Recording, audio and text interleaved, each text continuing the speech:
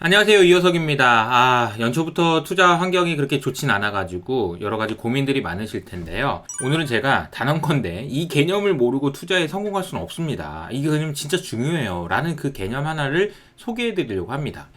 연초에 가장 중요했던 일정 중에 하나예요. JP모건 헬스케어 컨퍼런스가 이번 주에 있었습니다. 그리고 나서 이 행사에서 굉장히 많은 일들이 있었고, 특히나 엔비디아가 JP모건 헬스케어에서 이게 뭐 어마어마한 내용들을 발표하면서 주가가 계속해서 상승한 이유에 대해서도 제가 소개해드린 바 있습니다. 그런데 그뿐만 아닙니다.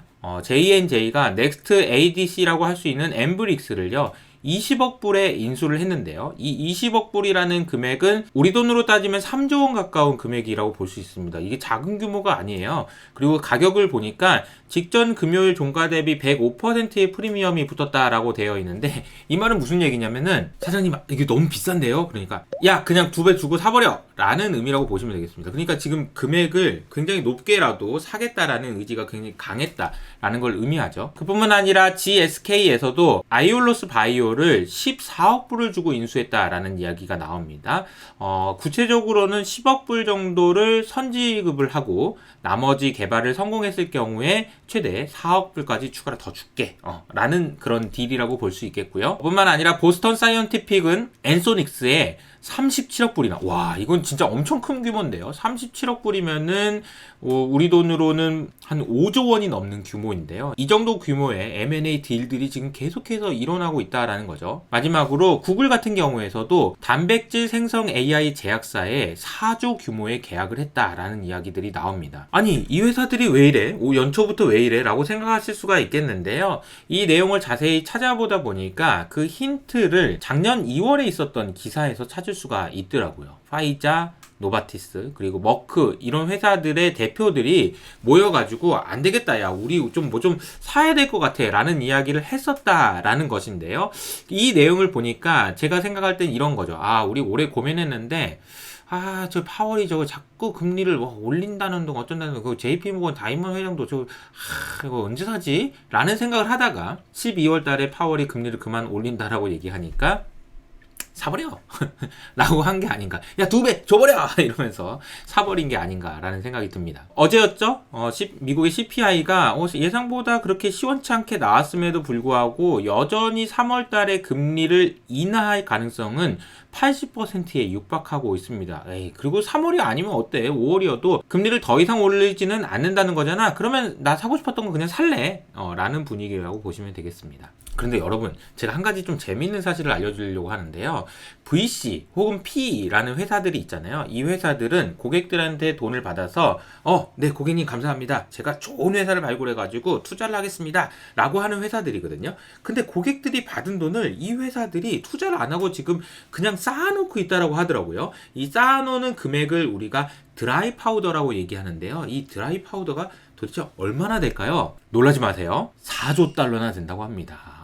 이게 4조 달러면요 애플을 사고도 남는 돈이에요. 어마어마한 규모의 돈인데 이 돈이 지금 너무 많이 쌓여 있다라는 거죠. 투자되지 않은 돈들이 많이 쌓여 있어서 일부에서는 이런 그림도 있습니다. 이 드라이 파우더라고 하는 어마어마한 돈들이 댐에 지금 쌓여 있고 불확실하니까 파월이 어쩌고저쩌고 모르겠는데 이런 불확실성 때문에 투자를 안 하고 있었는데 이 돈들이 쏟아져 나올 거다라는 기대감들을 반영하고 있는 그림인 거죠.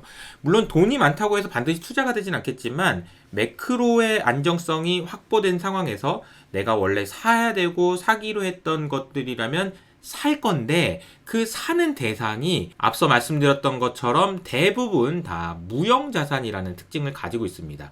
AI나 바이오 같은 회사들 말이죠. 그래서 제가 자본이 없는 자본주의라는 말을 꺼냈고 정확히 벌써 4년 전인데요. 보이지 않는 세상에서 투자하는 법이라고 해서 무형자산의 중요성에 대한 강조를 했던 기억이 나는데요.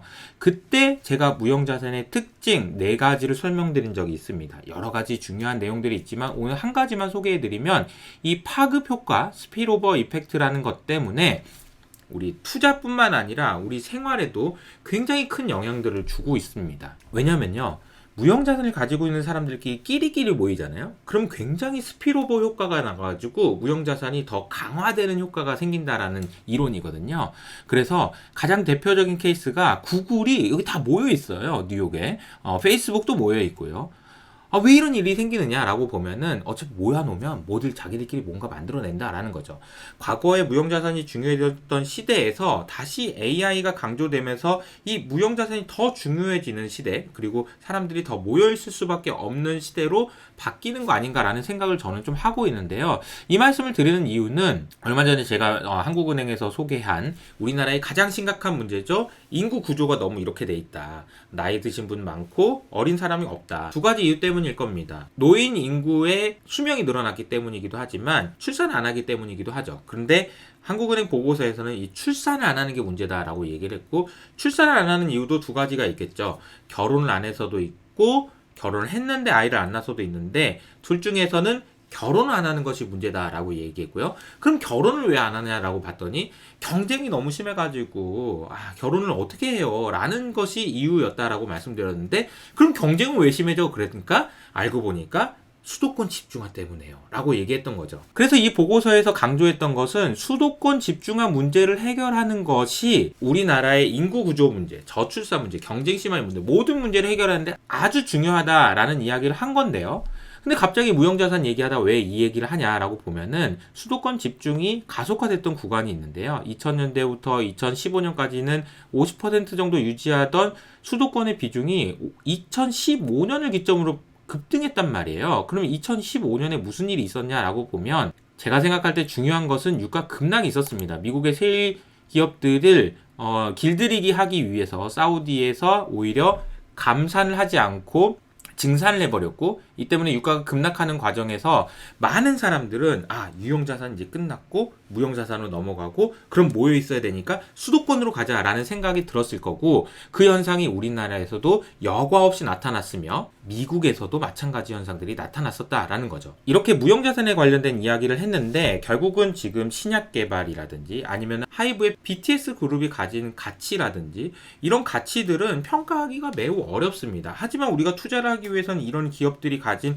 무형자산을 평가하지 않으면 투자를 할 수가 없거든요. 그 참 고민이 많이 된다라는 거죠. 우리 일상생활뿐만 아니라 투자에도 정말 영향을 많이 주고, 이것을 어떻게 평가해야 되는지에 대한 고민을 많이 하게 되는데, 그래서 오늘은요, 제가 패스트 캠퍼스에서 권호상 회계사님이 강의를 소개해 드리려고 합니다.